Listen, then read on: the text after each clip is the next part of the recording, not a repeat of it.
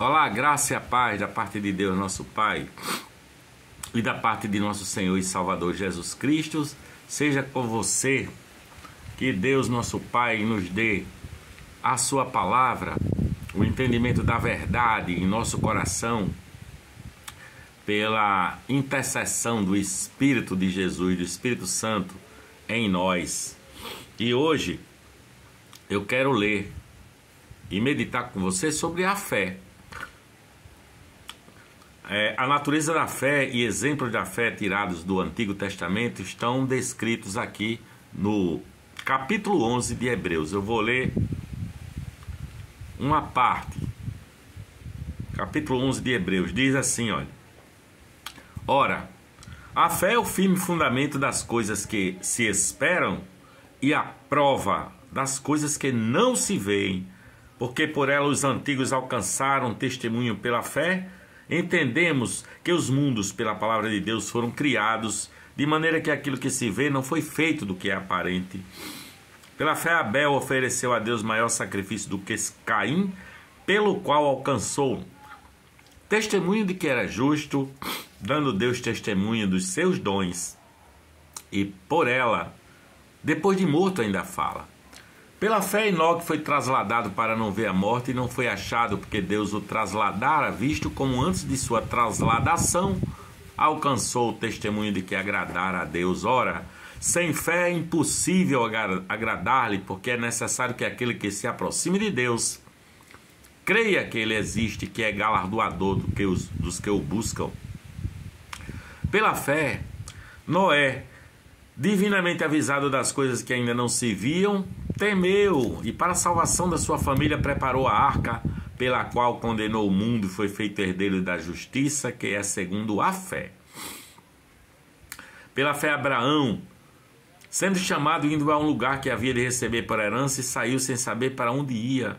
Pela fé, habitou na terra da promessa como em terra alheia, morando em cabanas com Isaque e Jacó, herdeiros com ele da mesma promessa, porque esperavam a cidade que tem fundamentos, da qual o artífice construtor é Deus. E ele vai narrando várias pessoas que pela fé abençoaram seus filhos, não é?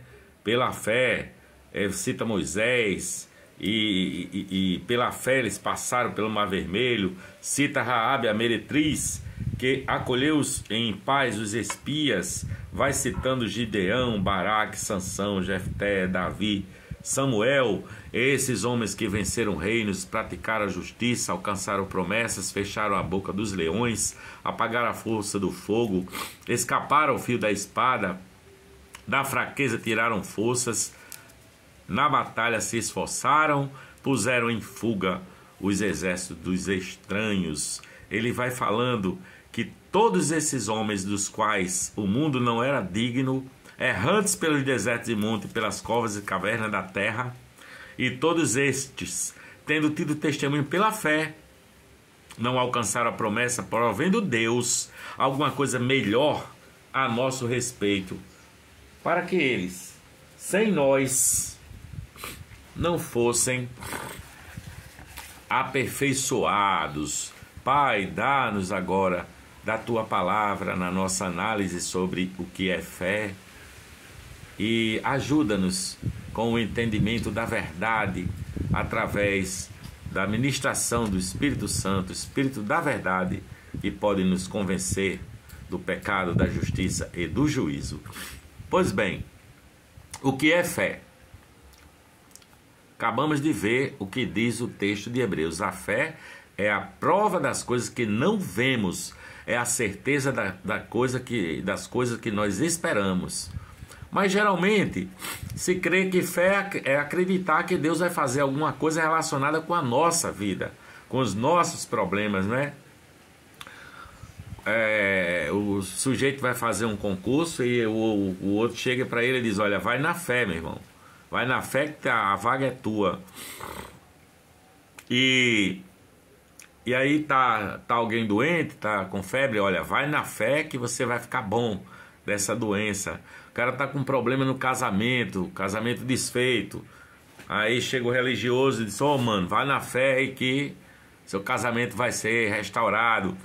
Ou quem sabe a pessoa tem um filho que está envolvido com drogas, drogado, e aí o irmão diz: olha, vai na fé que seu filho será restaurado ou restaurada, né? É uma espécie de tenha fé, visualize mentalmente que você receberá a sua bênção. Alguns dizem que é assim que as pessoas veem, na maioria das vezes, né? Aí depois, você primeiro visualiza, depois Deus faz. E alguém diz que isso é fé, né? Na verdade, toda oração é boa. Se uma mãe está orando por um filhinho que está drogado, essa oração é boa, né? Deus ouve as orações. Ou alguém que ora pela casa, ou pelo casamento, ou pela sua saúde. Tudo isso é possível, é bom que se ore, não é? Mas tem gente que ora por qualquer motivo. Eu já vi neguinho orar para a seleção brasileira ganhar o campeonato mundial, né? Então, pensamos que fé é isso, né? É convencer a Deus através de um palavrório, convencer a Deus a fazer alguma coisa em prol da solução dos nossos problemas. Mas no fim das contas isso não é fé, isso é uma prepotência. Você acreditar que Deus vai fazer alguma coisa, né? Na verdade, Jesus Cristo orava até na distância para curar alguém, como é o caso da filha de Jairo, que chega para ele dizendo: olha, eu não sou digno que entres na minha casa, diga uma palavra e minha filha ficará curada. E Jesus disse: vá, a tua fé já curou a tua filha. E quando ele chega em casa, a menina tinha sido curada exatamente naquele momento que Jesus falou. Porque tudo foi criado por ele, por meio dele, para ele, né? E Deus é amor. Então Deus está trabalhando na minha vida e na sua vida o tempo todo.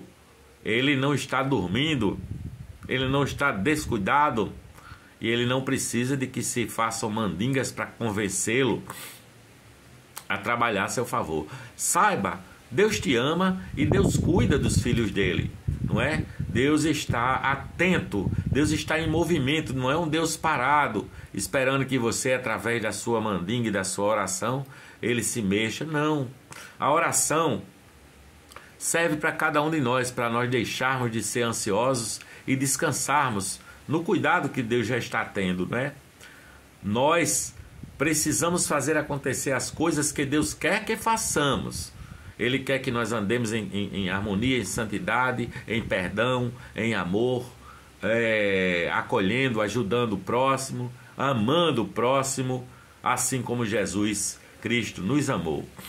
E dizer assim: Pai, que seja feita a tua vontade. Então essa talvez seja a história da oração verdadeira, né? Quando você se derrama diante de Deus com as suas queixas, com as suas lamúrias, com suas petições, mas logo você diz: mas que seja feita a tua vontade, Pai. E aí você descansa e deixa que Deus trabalha. Mas essa história, por exemplo, de que, olha, tem uma irmã ali na igreja que tem uma oração forte, né? Algumas pessoas especiais com uma tal de uma oração forte. Isso é feitiçaria, cara. Isso aí é você achar que tem alguém que manipula Deus, não é? Com a sua oração. Você pode manipular. O fato é que Deus não é manipulável, né? Nós queremos que Deus resolva os problemas da nossa vida. Isso é natural, todo mundo quer. Mas Hebreus diz que a fé é a certeza das coisas que não vemos, a convicção das coisas que se esperam, porque tudo, no fim das contas, relaciona-se ao reino de Deus, não é? Você veja que nós citamos aí no texto de Hebreus 11, Abel, Enoque e Noé. E vamos ver qual a natureza da fé de cada um desses homens. Abel ofereceu um sacrifício, não é? aceitável. Deus aceitou o sacrifício, não por causa do sacrifício, não porque foi um cabritinho, uma ovelhinha que ele ofereceu sangue e o irmão dele ofereceu frutas e o fruto do suor do seu trabalho no campo. Não, pelo fato dele oferecer do coração, assim, a própria criação de Deus, pelo fato dele oferecer com simplicidade, sem arrogância no coração, tipo, olha, tá aqui, Senhor, sou eu que fiz, eu juntei aqui o sacrifício mais cheiroso e mais belo, como talvez tenha acontecido com seu irmão Caim, que acabou não sendo aceita a sua oferta, não é? Então Abel teve essa fé, eu não tenho o que oferecer, eu vou oferecer a própria criação ao Criador, e ofereceu das suas ovelhas gordas. Então Abel ofereceu esse sacrifício pela fé e foi aceito. Enoque, por sua vez, não se diz no Evangelho, na Bíblia, que Enoque não fez nada. Enoque não fez nenhum feito extraordinário, não venceu nenhuma batalha. Enoque não fez nenhum milagre. Enoque não fez nada. Mas Enoque andava com Deus, significando que ele tinha intimidade com Deus, que ele tinha essa comunhão com Deus que nós precisamos ter. É pela fé Enoque andou com Deus. E diz a palavra que, tendo ele conhecido, andando com Deus, ele conheceu a Deus, e Deus o levou para o céu sem precisar ele passar pela morte. Ele foi arrebatado, trasladado para o céu por Deus. E por fim, Noé. Noé é um homem que é o exemplo do serviço a Deus. Quando o justo Noé viu, através da fé, recebeu a mensagem que Deus iria acabar o mundo com dilúvio, ele começou a construir aquela arca, e isso foi alvo de críticas daquele povo, né, que zombava dele, mas Noé serviu a Deus. Então me parece que aqui temos três questões importantes para a fé. Primeiro, a entrega, não é? Primeiro, entregar a Deus, que foi o caso do que fez Abel. Entregou em sacrifício, em oferenda, a própria vida, a própria criação. Segundo, esse caminhar com Deus, esse conhecer a Deus, que é o caso de Enoque. E por fim, um serviço a Deus. Eu acho que são as características de homens de fé que nós precisamos ter, não é? Eu entrego a Deus a minha vida. Senhor, faça-se a tua vontade com a minha vida, para que eu possa conhecê-lo, para que eu possa ter intimidade e andar contigo, não é? Como fez Enoque, que andou com Deus. E isso é tudo, não é? Para conhecê-lo, Jesus disse que a vida eterna é esta, que conheçam a ti somente como Deus verdadeiro e a Jesus Cristo, a quem enviaste. Então, por fim, além dessa entrega, além desse conhecer a Deus, andar com Ele, é preciso servir aos propósitos de Deus, não é? Porque a vontade do Senhor é sempre boa, perfeita e agradável. E andar com Deus é andar com Jesus. E Jesus diz que: vinde a mim, vós que estáis cansados e sobrecarregados, e eu vos aliviarei. Tomai sobre vós o meu jugo e aprendei de mim, que sou manso e humilde de coração, e vocês encontrarão descanso para as suas almas, porque o meu jugo é suave e o meu fardo é leve. E ele diz também: quem quiser vir após mim, negue-se a si mesmo, tome sua própria cruz e siga-me, e terás vida. Então andar com Jesus começa com esse negar o próprio eu, né? E entregar tudo a Deus. Entregar a Deus a saúde, entregar a Deus a família, entregar a Deus o seu trabalho, o seu emprego, entregar a Deus todas as coisas, entregar a Deus todas as pessoas, as que você ama e as que você não gosta tanto assim, ou as que te odeiam mesmo, mas você entrega com amor a Deus. Aí você começa a andar com Deus, como fez Enoque, e responder à sua graça. Todas as outras coisas você passa a considerar, assim como Paulo disse, tudo mais é como esterco, é como cocô mesmo, né? Então o Senhor, fazendo assim, Ele se derrama sobre nós E aí nós vencemos a carne, o pecado da carne, o egoísmo, e nós passamos a viver para Jesus Cristo, ou Cristo ressurreto, não é?